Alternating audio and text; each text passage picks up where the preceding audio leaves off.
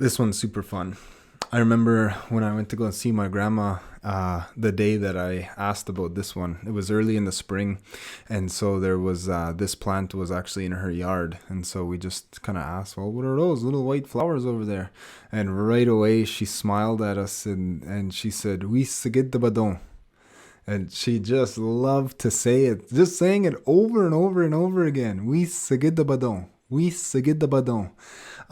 So the badon is a button, and so something that is wiishkabang or wiis is describing something that's bitter. So a bitter button. Wiisagidabadonh. So that's what this name is describing. There's another name. So that name is just consistently reproducible. Like in every community that we go to, everybody loves this bitter button. Wiisagidabadonh.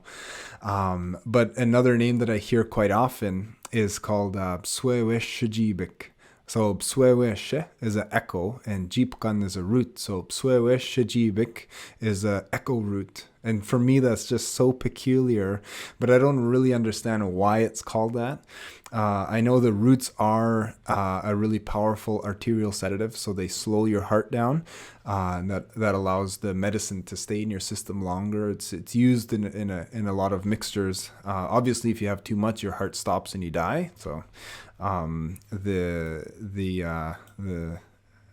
need to be cautious with this one is strong.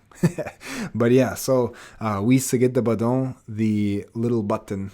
I love this plant so much. The name of it, I could say it over and over again. One interesting thing is that the seeds from this or the seeds from this plant are super important. It makes a fair bit of seeds every year, but its ability to grow super quick early in the spring and its really aggressive choking nature has been shown in a few little with a few landscape companies that I consult with.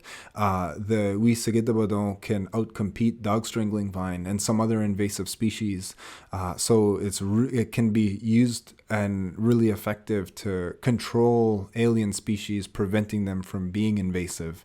And it's beautiful. It doesn't have a very long blooming time, but it makes a really attractive ground cover anywhere in really wet, really dry, gravelly, sandy, mulchy kind of soil, anywhere. This Wiisagidabadonh is a really amazing flower that we should all keep our eyes out for and should be a part of our homes and controlling invasive species. And it just has a lot to share with us, a lot to teach us. But this one, anemone, wild anemone, Canada anemone, the Latin name is Anemone canadensis.